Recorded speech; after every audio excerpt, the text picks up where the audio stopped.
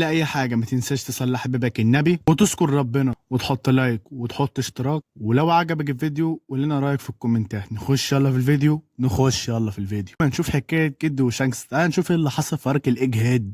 وبنشوف السيرافيم سنيك بتحاول تضرب ضربه على ليسيس وفرانكي وأوسب، ولكن ليسيس بتقول لها ما تضربتش الضربه، ولكن السيرافيم بترفض وبتضرب عليهم الضربه بتاعتها وبتطيرهم كلهم. وعلى الناحية التانية بنلاقي لوفي وزورو وروبلوتشي فين قدام السرافيم كوما وعينا الصقر، فبيقوم شاكا ويقول لهم ان الاكيد اللي امرهم ان هم يحاربونا هو خاين وعاوز يقتلنا، هو اكيد مننا احنا كفيكا بانك. بعديها بنلاقي كاكو بيقول للوفي وزورو عشان نهزمهم لازم نعمل تحالف، فبيرد لوتشي ويقول له لازم يكون التحالف ده مؤقت. وهم لسه بيكملوا كلامهم بنلاقي ضربة قوية جت من السرافيم، ولكن اول لما زورو بيشوف الضربة ديت بيفتكر شخص، واللي هو كان في منظمة الباروك اللي هو رجل القسط على الله اللي احنا عارفينه ده. بعديها بيقول زورو حتى الواد ده واخد القدرة بتاعته احنا هنشوف ايام طين. فبيستعد السرافيم عشان يهجم عليهم، فبياخد لوفي لوتشو وبياخد زورو كاكو عشان يتفادوا ضربة السرافيم. وبيحاول السرافيم ان هو يهزم زورو ولكن بيفشل عشان هو كان بيراوغه.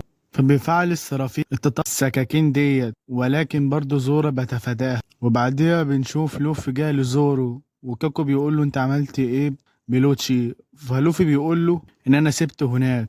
وهما في نفس الوقت بنلاقي ان السرافين بردك بيجهز رجله بالسكاكين وايده بسكاكين وجسمه كله بسكاكين عشان يهاجمهم مره واحده، ولكن لحسن الحظ بيتفادوا الهجمه، والهجمه بتيجي على جزء من مكانه وفعلا بتفجره.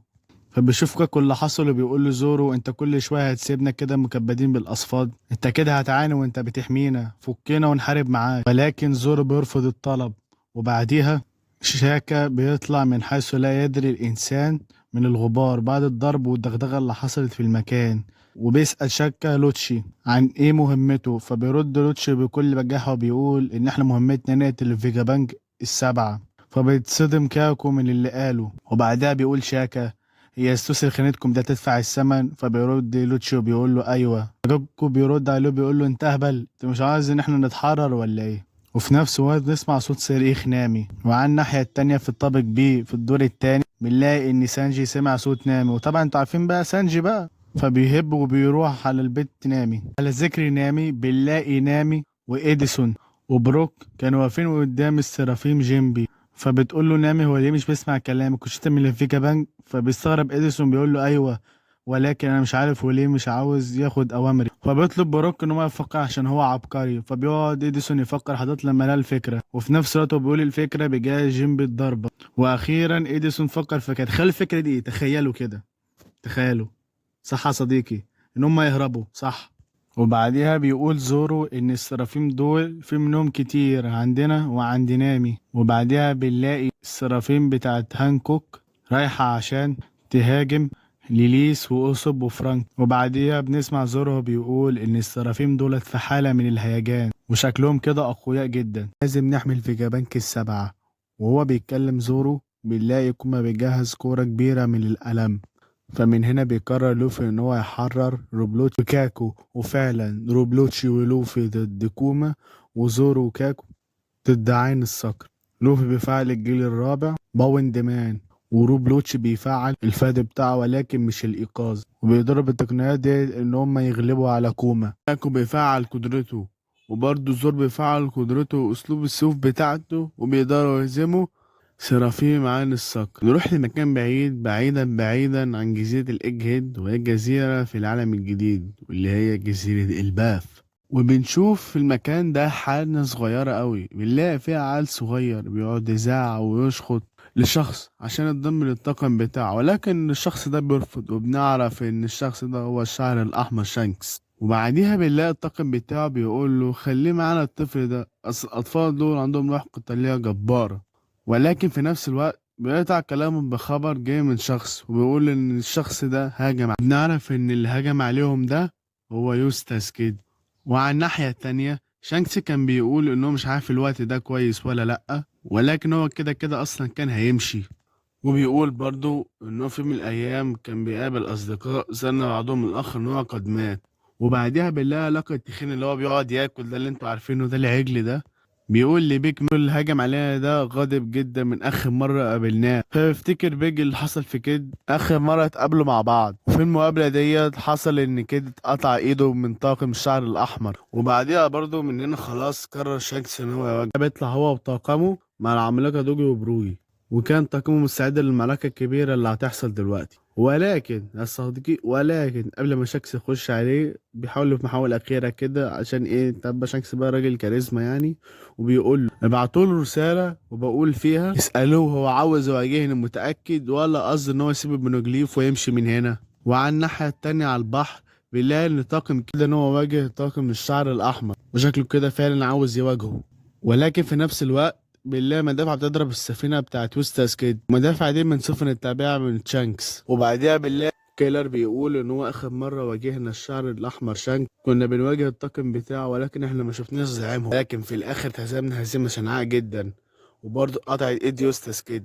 وفي الاخر برضه بنلاقي شانكس كان واقف قدام كيد عشان يبدأ المعركة الأسطورية ديت. وبعدها برضو بيروح كيد ويقول خطبة حماسية للطاقم بتاعه عشان يواجهوا طاقم الشعر الأحمر شانكس. وفي نفس الوقت بنلاقي إن أتباع شانكس كانوا عاوزين يواجهوا كيد ويحموا شانكس، ولكن بنلاقي ضعفهم هما ضعاف جدا وكانوا هبلة قوي الصراحة يعني. وفي جسيد الباف بنلاقي إن سكان الجزيرة يحاربوا مع شانكس، ولكن شانكس الكاريزما بيرفض وبيقول لهم إن هو يطلع لوحده صورة على الواد يوستاس كيد.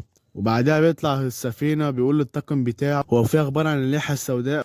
بيقول يوسف إن هو خرج من جزيرة النحل، فبيرد عليه شانكس يقول له كنت بحسب إن هو راح لبلاد وانو. وفي الآخر بنلاقي إن الطاقم بيدي معلومات كيد لشانكس. وعلى ذكر كيد بنلاقي كيد بيستعمل قوته المغناطيسية وبيسحب كل الحديد اللي في السفينة بتاعته عشان يعمل مدفع كبير وعظيم واسطوري، وبيستعد ان هو يضرب اتباع شانكس بالمدفع ده. فبيسمع صوت شانكس الطنين بتاع المدفع، فبيضرب كد بالمدفع بتاعه بكل اتباع شانكس وبيهزمهم كلهم هزيمة شنعاء، وبيفجر السفينات بتاعتهم. وبعد ما شانكس شاف اللي حصل بياخد ديله في سلانه وبيروح لكد عشان يعلمه القتل. وفي نفس الوقت بنلاقي ان كيد بيساعد عشان يضرب الضربة التانية من المدفع بتاعه، ولكن شانكس بيجيله في مشهد اسطوري وعظمة، فبيتفاجئ كيد من اللي شافه. ولسه خلاص كيد هيضرب الضربة بتاعته، ولكن على مين؟ ده شانكس يابا الشعر الاحمر بيستعمل اقوى ضربة هاجي شافها عالم ون بيس، ضربة ملك القراصنة روجر، واللي هي カムサリ